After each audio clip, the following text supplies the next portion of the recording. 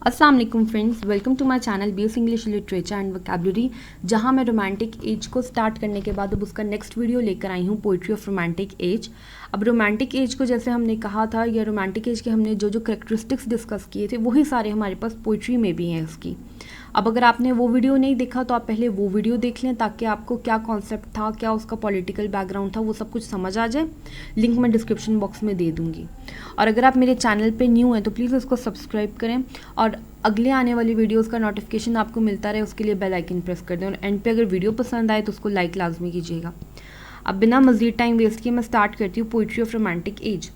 Romantic as की तो मैंने बात की थी कि it was a revolt against classical school.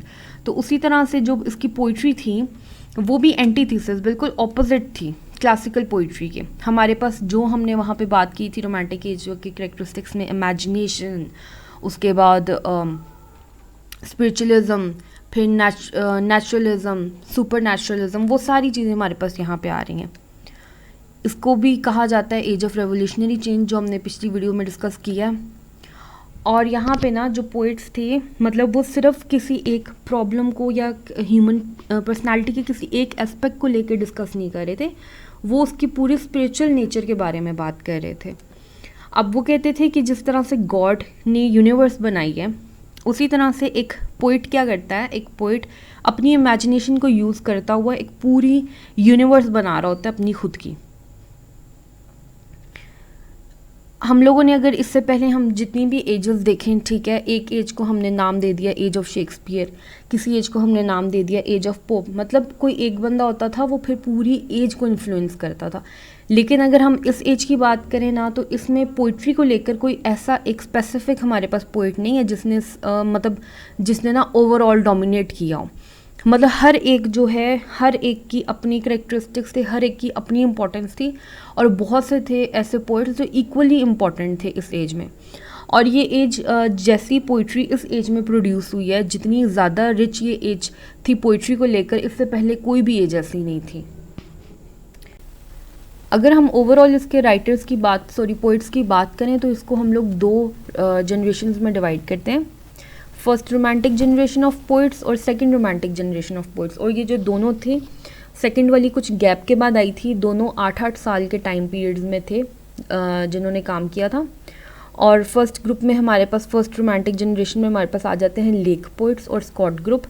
Second romantic generation में हमारे पास आ जाता है यंगर ग्रुप, जिसमें कुछ पोइट्स हमारे पास।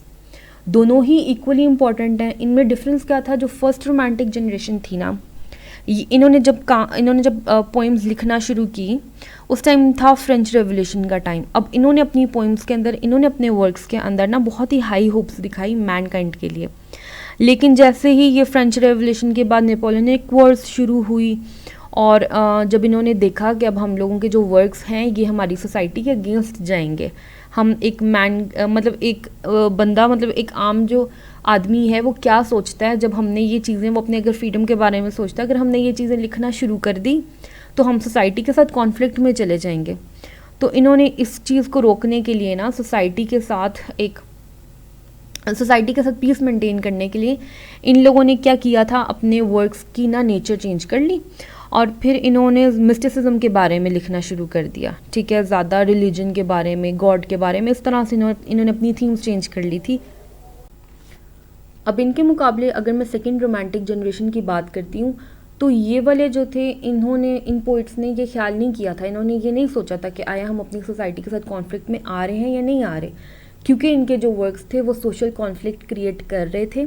फ्रेंच रेवोल्यूशन के आते ही इन्हें भी बहुत ज़्यादा हाई होप्स थी मैनकाइंड के लिए, लेकिन जो फ्रेंच रेवोल्यूशन था उसने जाते जाते इंग्लैंड को बहुत ही बुरे हालात में छोड़ दिया था, बहुत ही इम्पोवेरिश्ड कंडीशन हो गई थी।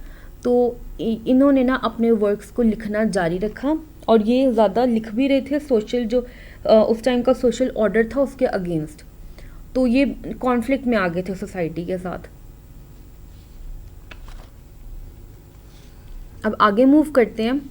ये जो हम लोगों ने अभी ग्रुप्स देखे हैं, द लेक पोइट, फिर द स्कॉट ग्रुप, फिर उसके बाद यंगर ग्रुप, इनको तीनों को बारी बारी हम डिस्कस करते हैं, और इनमें कौन कौन से पोइट्स थे उनको डिस्कस करते हैं। सबसे पहले लेक पोइट्स को देखें। लेक पोइट्स में हमारे पास आ जाते हैं William Wordsworth, Samuel Taylor Coleridge और रॉबर्ट साउथे। अब ये जो विलियम वर्ड्सवर्थ थे, ये लेक डिस्ट्रिक्ट था, वहाँ पैदा हुए थे। और सैमुअल टे कॉलरिज इनके बहुत क्लोज फ्रेंड थे, रॉबर्ट साउथी भी इनके क्लोज फ्रेंड थे। ये तीनों लेक डिस्ट्रिक्ट में रहे थे काफ़ी टाइम, कुछ ज़्यादा टाइम रहा था और कोई थोड़ा टाइम रहा था, लेकिन इस वजह से ना इनका नाम लेक पोइट्स है। और जो विलियम वर्ड्सवर्थ थे और जो कॉलरिज थे, ये इनको इक्वली इमेजिनेटिव माना जाता है। वर्ड्सवर्थ अपने नेचुरलिज्म के लिए बहुत फेमस है, कॉलरिज अपने सुपर नेचुरलिज्म के लिए बहुत ज़्यादा फेमस है। रॉबर्ट साउथी को थोड़ा कम इमेजिनेटिव माना जाता है इनके मुकाबले में, लेकिन इन्होंने क्या किया था, इन्होंने अपने इन दोनों दोस्तों को प्रॉपर सपोर्ट किया था। और ना ये इनके जो पोइटिक बिलीव्स थे वो भी इनके साथ मिलते जुलते ही थे, सेम थे, तो इस वजह से इनको इकट्ठा करेक्टराइज किया गया है।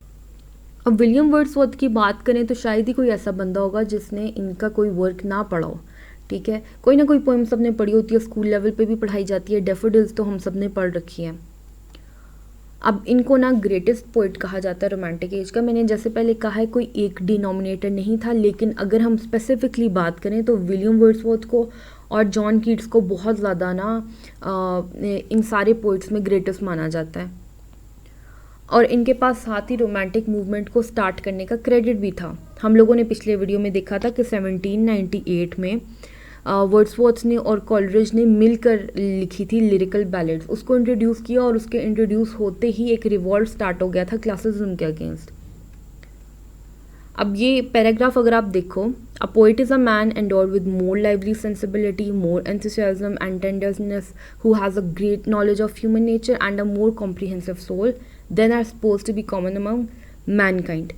अब ये तो पैराग्राफ पढ़ के यही पता चल रहा है ना कि ये सुपीरियर मानते थे पोइट को। ठीक है, जितने भी लोग हैं, जितने मतलब मैनकाइंड में जो सबसे सुपीरियर है वो पोइट है। हमने इससे पहले भी डिस्कस किया है कि जैसे पोइट्स, ये सारे जो पोइट्स थे रोमांटिक एज के, ये मानते थे, इनका बिलीफ था कि जिस तरह से गॉड ने क्रिएट किया यूनिवर्स को, उसी तरह से जो पोइट होता है वो अपनी इमेजिनेशन को यूज़ करके एक पूरी यूनिवर्स क्रिएट कर रहा होता है, तो he is superior among them. उसके बाद ये खुद को कहते थे कि मैं मैन का, नेचर का और ह्यूमन लाइफ का पोइट हूँ। और ज़्यादातर इनकी जो वर्क्स की थीम्स होती थी वो इसी तरह की होती थी। Man is a part of nature, इनका एक कोर बिलीफ था और काफ़ी हद तक ठीक भी है। मतलब मैन क्या है, नेचर का पार्ट ही तो है। और एक और इनका बिलीफ था, वो ये था कि poetry is the spontaneous overflow of powerful feelings. और इसी वजह से ना ये क्लासिसिज्म के इतने अगेंस्ट थे कि क्लासिसिज्म में ये चीज़ नहीं हो रही थी, हमें रूल्स को फॉलो करना पड़ता था, हमें बाउंड रहना पड़ता था। लेकिन पोइट्री, अच्छी पोइट्री आप तभी लिख सकते हो जब आपकी जो नेचुरल चीज़ें आ रही हैं ना स्पॉन्टेनियसली, जो आपकी जैसा फील कर रहे हो बस आप उसको लिखते जाओ विदाउट कोई रूल्स के, मतलब किसी बाउंड्री के बगैर। आप ना जो आप फील कर रहे हो एग्जैक्टली जैसे ओवरफ्लो हो रहा आप उसको लिखते जाओ। उसके बाद अगर हम इनकी ना एज की, इनके वर्क्स को अगर हम लोग गौर करते हैं तो इनका ना एटीट्यूड चेंज हुआ था पोइट्री की तरफ बहुत ज़्यादा टाइम के साथ साथ। हम लोगों ने फर्स्ट जनरेशन को ओवरऑल अगर देखा ही है कि पहले ये लोग लिखते रहे मैनकाइंड के लिए। ठीक है, इन्होंने अपनी मैनकाइंड को लेकर अपनी होप्स डिस्क्राइब की अपने वर्क्स के अंदर। और फिर जैसे इनको लगा कि हम लोग जो है वो कॉन्फ्लिक्ट में आ रहे हैं सोसाइटी के, या फिर अब जो है अब सोसाइटी चेंज हो गई है, अब टाइम बदल गया है, तो साथ इन्होंने अपना एटीट्यूड भी चेंज कर लिया था। अगर हम वर्ड्सवर्थ को देखते हैं स्पेसिफिकली, तो जब इन्होंने नया नया लिखना शुरू किया था ना, तो ये लिखते थे नेचर के बारे में, मतलब बहुत ही ज़्यादा ना मतलब बहुत ही जो एक नेचर का ना एक प्लीजिंग इफेक्ट होता है मैनकाइंड में।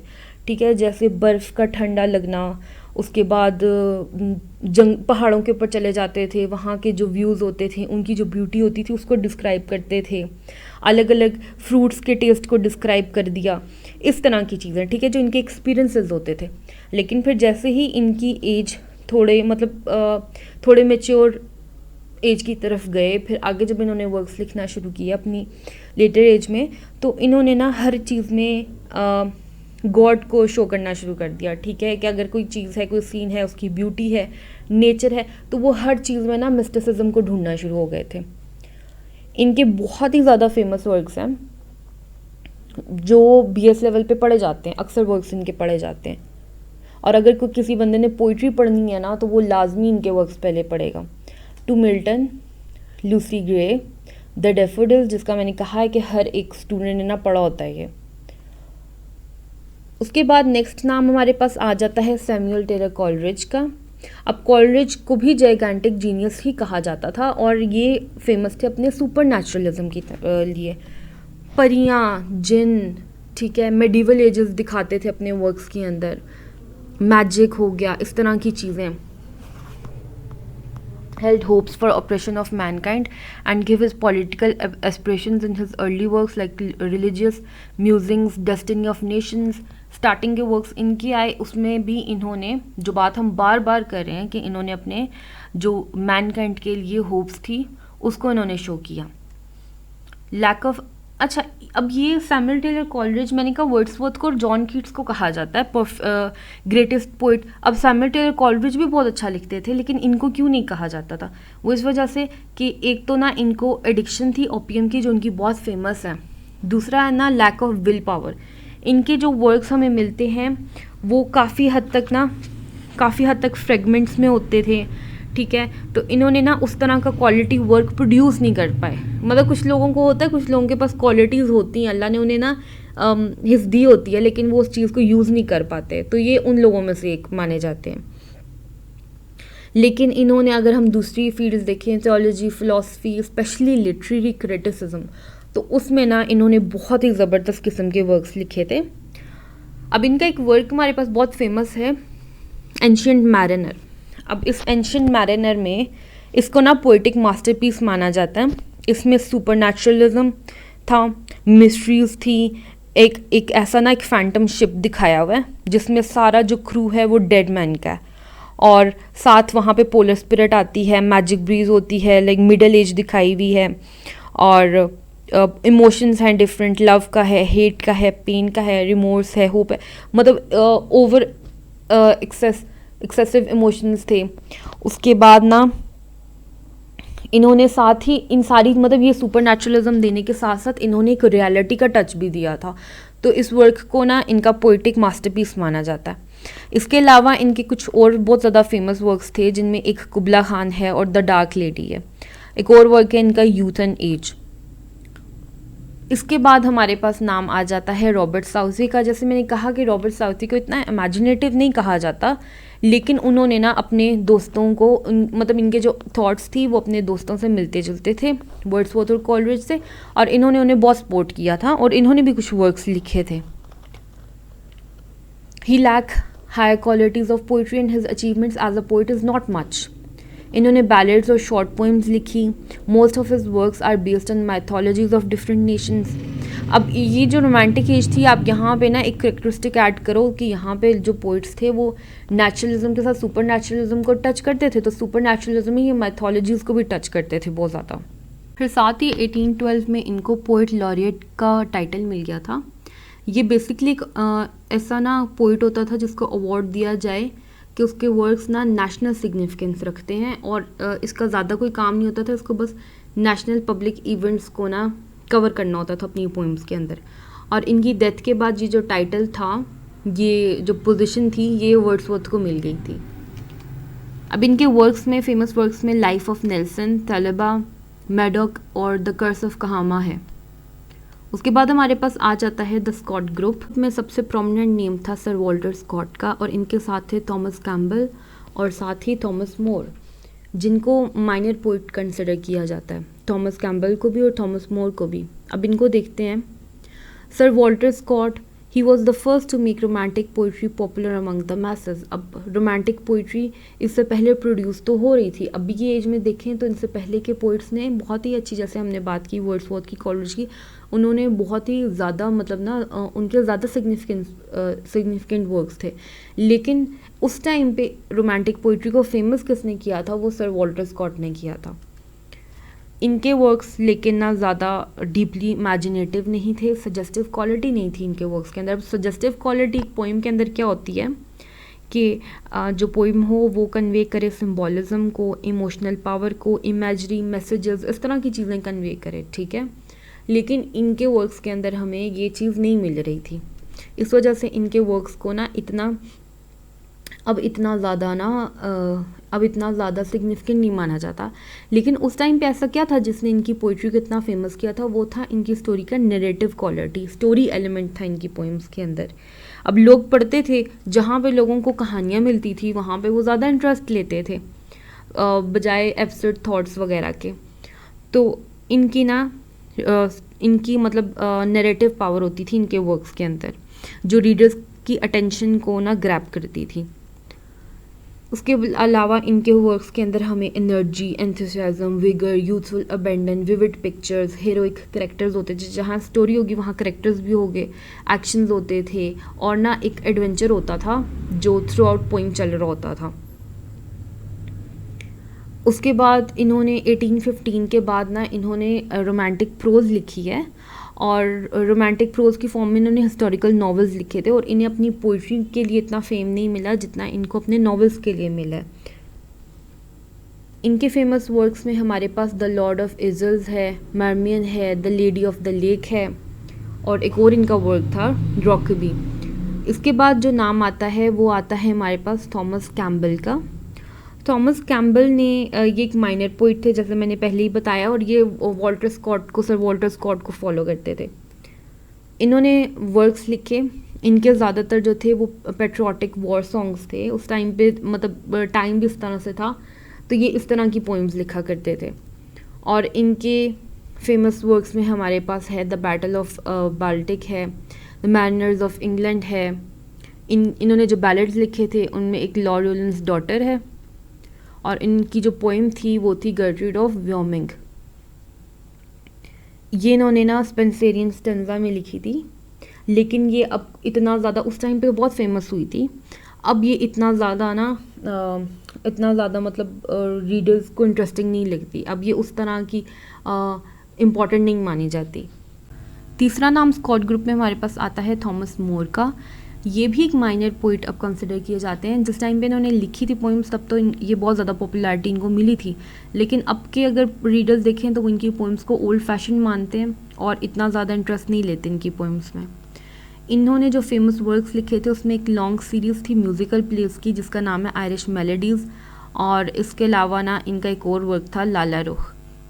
अब इसी के साथ स्कॉट ग्रुप ख़त्म हो गया। स्कॉट ग्रुप के बाद फर्स्ट जनरेशन यहाँ एंड कर गई, ठीक है। फर्स्ट जनरेशन वो जनरेशन जिसने सोसाइटी के साथ कॉन्फ्लिक्ट नहीं क्रिएट किया, ठीक है, जैसे सोसाइटी चल रही थी वैसे चलते गए। अब बारी आ जाती है सेकंड जनरेशन की, द यंगर ग्रुप। ये वो लोग थे जिन्होंने सोसाइटी के साथ प्रॉपर कॉन्फ्लिक्ट में रहे थे, और ये ना अपनी बहुत ही मतलब इनकी एज इतनी ज़्यादा नहीं थी, बहुत यंग एज में इनकी डेथ भी हो गई थी। इनमें नाम थे लॉर्ड जॉर्ज गॉर्डन बायरन, पर्सी बिश शेले और जॉन कीट्स। अब ये जो तीनों थे ये मतलब इनको कहा जाता है कि काफ़ी कुछ इन्होंने ना पिछली जनरेशन से ही सीखा था। ये जो लिखते थे वो पिछली जनरेशन को पढ़ के ही लिखा करते थे, लेकिन ना इनके जो आइडियाज़ थे वो बहुत ही ज़्यादा डिफरेंट थे प्रीवियस ग्रुप से। और इन्होंने जैसे मैंने बार बार कहा है कि ये कॉन्फ्लिक्ट में आ गए थे सोसाइटी के साथ। ये हिस्ट्री और जो हिस्टोरिक और सोशल ट्रेडिशंस थे इंग्लैंड के उसके भी बिल्कुल अगेंस्ट थे। उसके बाद ये तीनों जो थे, जो बायरन थे वो 36 की एज में इनकी डेथ हुई, शेली की 30 की एज में, और जॉन कीट्स जो सबसे यंग थे 25। जॉन कीट्स को कहा जाता है कि इन्होंने 25 ईयर्स की ना अपनी एज में इतने ज़बरदस्त वर्क्स प्रोड्यूस किए हैं, इतना कुछ इन्होंने किया है। अगर ये थोड़ा सा और इनका लाइफ स्पैन थोड़ा सा और होता तो ये क्या कुछ करते। जो बायरन और शेले थे ये इन्होंने अपनी लाइफ काफ़ी अच्छी गुजारी थी, और इन्होंने जो अपने ज़्यादा अच्छे वर्क्स लिखे थे वो जाके इटली में लिखे थे। उनके मुकाबले जो जॉन कीट्स थे उनकी लाइफ में बहुत ज़्यादा मिजरीज थी, और ये ना ज़्यादा ग्रीक मैथोलॉजी की तरफ थे। अब इन तीनों को बारी बारी हम देखते हैं। सबसे पहले बात करते हैं लॉर्ड जॉर्ज गॉर्डन बायरन की। सबसे पॉपुलर थे अपनी रहती ज़िंदगी में, ये सबसे ज़्यादा पॉपुलर हुए थे रोमांटिक पोइट्स में। अब ये ना पॉपुलर हुए थे अपने पर्सनालिटी की वजह से। इनका जो ये हमेशा, वैसे तो मतलब हमने इनकी पॉपुलैरिटी की बात कर ली, लेकिन ये हमेशा जल्दी में होते थे, ठीक है। और इनके जो आर्टिस्टिकल वर्क्स होते थे ना वो इम्परफेक्ट होते थे। वो क्यों इम्परफेक्ट होते थे? क्योंकि इनका जो मोटिव इम्पल्स होता था अपने वर्क के अंदर वो अपना प्राइड शो करना होता था, ठीक है। इनका ये अपनी ना अपनी ज़ात में इतना कोई खोया हुआ बंदा होता है ना, जैसे कि मतलब उसका जो मेन मोटिव होता है, उसका जो इकोसेंट्रिक कह सकते हैं, ठीक है। तो वो अपने ना वर्क्स के अंदर अपना प्राइड दिखाना चाहते थे। Most egoistical poet. उसके बाद अपने वर्क्स के अंदर ये अपनी पर्सनालिटी को और साथ ना इनका जो करियर का ग्लैमर था उसकी वजह से ये बहुत ज़्यादा फेमस थे।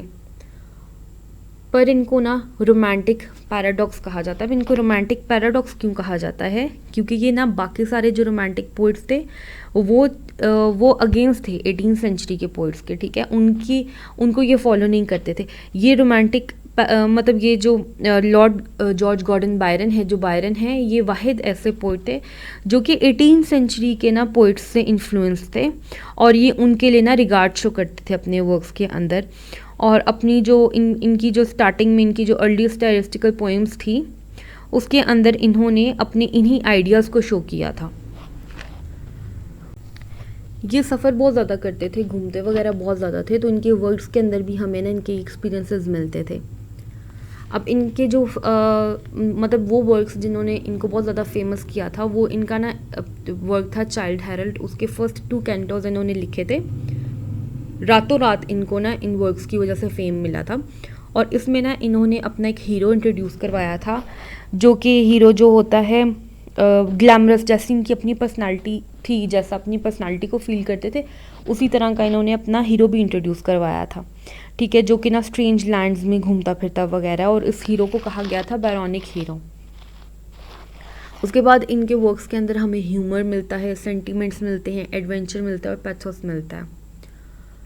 इंग्लिश सोसाइटी, ये इनका वर्क प्रोड्यूस हुआ उसके बाद ना, मतलब ये जिस तरह की अपनी पर्सनालिटी शो कर रहे थे और जिस तरह का इनका सिनेस्ट्रिकल हीरो था, वो ना सोसाइटी को अपने लिए एक डेंजर लग रहा था। इंग्लिश सोसाइटी ने अब इनको एज अ डेंजर कंसिडर किया अपने लिए, ठीक है, और सारी मतलब सोसाइटी इनके अगेंस्ट हो गई थी। और फिर क्या हुआ कि इन्हें ना रातों रात इन्हें अपना मतलब अपना सारा घर वगैरह छोड़कर, सब कुछ छोड़कर इटली जाना पड़ा। और फिर इटली जाने के बाद ये वापस कभी नहीं आए थे, ये फिर इटली में ही रहे थे। लेकिन इनके जो ज़्यादा फेमस वर्क्स हैं, जो ज़्यादा इनके अच्छे वर्क्स कह सकते हैं, वो इन्होंने इटली में लिखे थे। वहाँ जाके इन्होंने 3rd और 4th कैंटोज लिखा था चाइल्ड हेरल्ड का, और वो फर्स्ट 2 कैंटोज से ज़्यादा बेहतर था। और इनकी जो डेथ हुई थी वो भी मैंने बताया है 36 की एज में ग्रीक वॉर ऑफ इंडिपेंडेंस में लड़ते हुए ये हीरोइकली मरे थे। इनके वर्क्स में हमारे पास Manfred Cain, Beppo, the vision of judgment और डॉन जोआन। इसके बाद हमारे पास नाम आ जाता है पर्सी बिश शेले, एक रेवोल्यूशनरी आइडियलिस्ट और होप और फेथ को रिप्रेजेंट करते थे अपने वर्क्स के अंदर। इन्होंने ना एक गोल्डन एज का ना विजन देखा था। अब ये क्या था कि ये कहते थे कि एक ऐसा टाइम आएगा जब ना मतलब जब कुछ ऐसे इनकी माइंड में कुछ ईवल्स थे जो कि इंसान की ज़िंदगी को मुश्किल बनाते हैं। तो ये एक ऐसी गोल्डन एज को विजन करते थे कि जिसमें ना वो ईवल्स नहीं होंगे। वो मैं बताती हूँ कि क्या थे। ये स्पिरिट ऑफ लव से बहुत ज़्यादा इंस्पायर्ड थे, और इनका जो लव था ना वो सिर्फ मैनकाइंड तक नहीं, किसी एक चीज़ तक लिमिटेड नहीं था।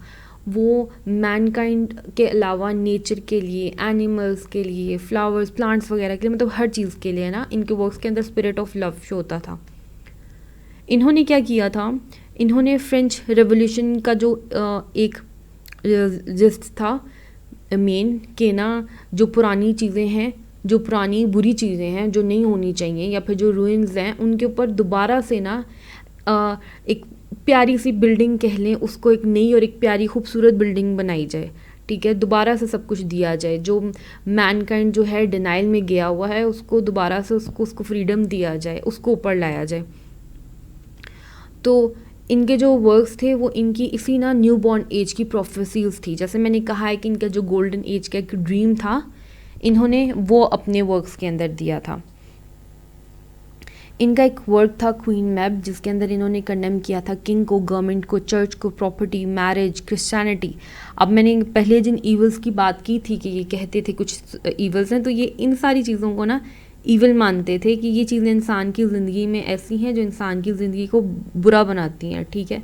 उसके ऊपर बाउंड्रीज़ लगाती हैं, उसके ऊपर रिस्ट्रिक्शंस लगाती हैं, स्पेशली जो किंग और गवर्नमेंट है और चर्च, क्योंकि चर्च भी बहुत ज़्यादा करप्ट थी, ठीक है। तो इन चीज़ों के बारे में ना वो कहते थे कि ये नहीं होनी चाहिए, और वो ड्रीम करते थे कि ऐसा टाइम आएगा कि जब ये चीज़ें नहीं होंगी। इनकी लिरिकल पावर बहुत ज़्यादा स्ट्रॉन्ग थी। ही was the greatest lyrical poet of England. इनके वर्क्स के अंदर हमें ना एक बहुत ही बेहतरीन किस्म की, बहुत यूनिक सी इररेसिस्टिबल मेलोडी मिलती है। उसके अलावा इनके वर्क्स में इनका एक वर्क था एडोनिस। अब ये जो एडोनिस था ना, क्रिटिक्स कहते हैं कि जो इंग्लिश लिटरेचर है उस पूरे में 3 ट्रेजेडीज़ हैं ऐसी जिनका कोई मुकाबला नहीं है। अब उनमें से पहली ट्रेजेडी है मिल्टन की लाइसिडस, दूसरी ट्रेजेडी है टेनिसन की इन मेमोरियम, और जो तीसरी ट्रेजेडी है ना वो ये कंसिडर की जाती है। तो ये एक पोएटिक मास्टरपीस है एडोनिस। उसके अलावा इनका वर्क है लास्टर, जूलियन एंड मेडेलो। फिर हमारे पास आ जाते हैं जॉन कीट्स। अब जॉन कीट्स की ना मतलब जॉन कीट्स मुझे भी बहुत पसंद है पर्सनली, और जैसी इनकी बायोग्राफी है, ठीक है। इस बंदे की लाइफ में इतने प्रॉब्लम्स थे, फिर भी इनका जो मतलब ना ये कभी एस्केपिज्म की तरफ नहीं गए कि मैं अपनी जो मेरी सफरिंग्स हैं मैं इनसे दूर भागूं, या मैं कुछ ऐसा लिखूं कि मैं इनसे दूर भागूं।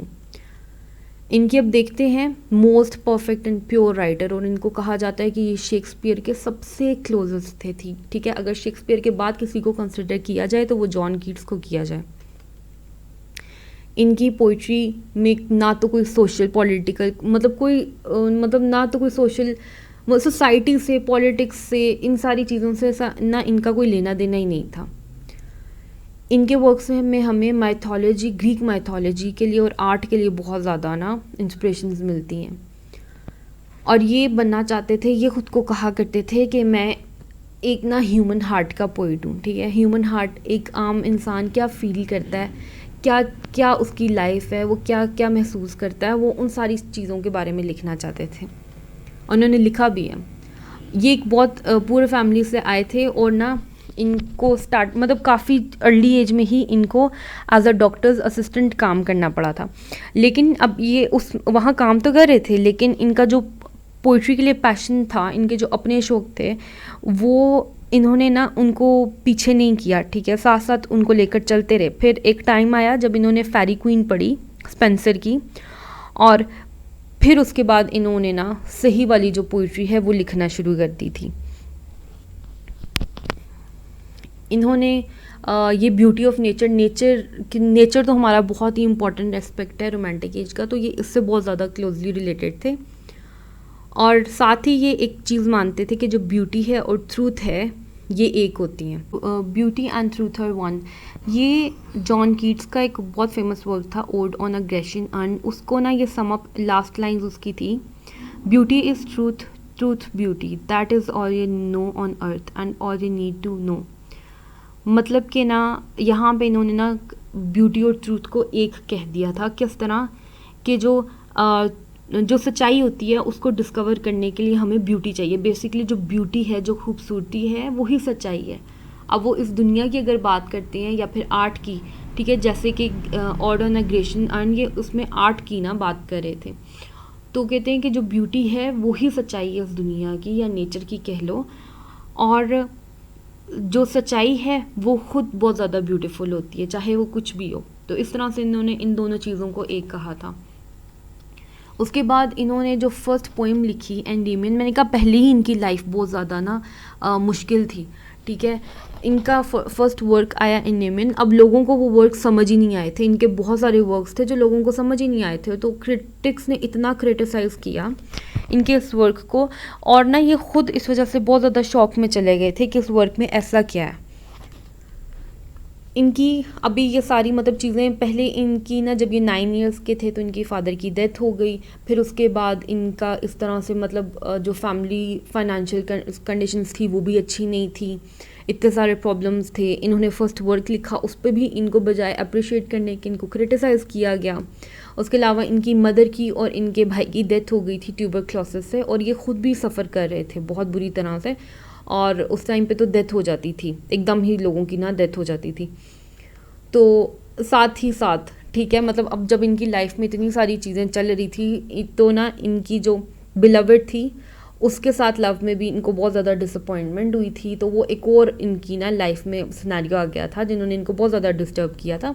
लेकिन मैंने कहा कि इतनी सारी चीज़ों के साथ इस बंदे की लाइफ में इतने प्रॉब्लम्स थे, लेकिन फिर भी ना इन्होंने स्केप नहीं ढूंढा, ठीक है। He was not an escapist. इन्होंने इन सारी चीज़ों को ब्रेवली फेस किया और इनका मानना था कि जो सफरिंग्स होती हैं they play an important role in the development of the human personality, ठीक है। तो इनसे भागना नहीं चाहिए कि अगर कुछ आ रहा है तो ठीक है। अब इनको ना मैंने जैसे बताया इनके वर्क्स की डेप्थ्स, इन्होंने जो वर्क्स लिखे थे लोग इनके वर्क्स को एक बहुत ही लंबे टाइम पीरियड तक समझ ही नहीं पाए कि वो किस बारे में है या क्या डेप्थ थी उनके वर्क्स की।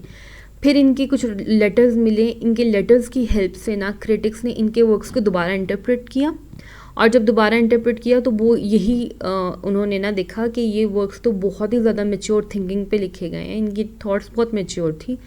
और अब इनके वर्क्स को इतना ज़्यादा कंसिडर किया जाता है कि इन्हें कहा जाता है अगर मतलब शेक्सपियर के बाद किसी बंदे का नाम लिया जाए इंग्लिश पोइट्री में तो वो जॉन कीट्स हैं। अब इनका लास्ट जो लिविंग ईयर कहा जाता है वो था 1820, उसको इनका लिविंग ईयर कहा जाता है, और मतलब इनका आखिरी साल था और उसी में इन्होंने अपने सबसे बेहतरीन वर्क्स लिखे थे। 3 नैरेटिव्स इन्होंने लिखी, उसके बाद जिनमें से एक नैरेटिव जो हैपरिन थी ये अनफिनिश्ड थी। उसके बाद इन्होंने ओड्स लिखे, ला बेल एडम मर्सी, ये बहुत फेमस हुआ था। और इनके बाकी कुछ वर्क्स थे, to a nightingale, on a Grecian urn, to autumn, ये ओड्स थी इनकी। ये मतलब इनके जितने भी वर्क्स थे, इनके ज़्यादातर वर्क्स को बहुत ही ज़्यादा इंपॉर्टेंस दी गई है, बहुत ज़्यादा एक्नॉलेज किया गया इंग्लिश लिटरेचर में। इसी के साथ मेरा यंगर ग्रुप भी ख़त्म हो गया और आज की वीडियो भी एंड हो गई। अगर आपको समझ आई है और अगर आपको वीडियो अच्छी लगी है तो उसको लाइक कीजिएगा। अगर आपने एंड तक देखी है सो थैंक्स फॉर वॉचिंग। इसके बाद नेक्स्ट 2 वीडियोज़ और आएंगी रोमांटिक एज पे, एक होगी प्रोज ऑफ रोमांटिक एज और एक होगी नॉवलिस्ट ऑफ रोमांटिक एज। अब मिलते हैं नेक्स्ट वीडियोज़ में। अल्लाह हाफिज़।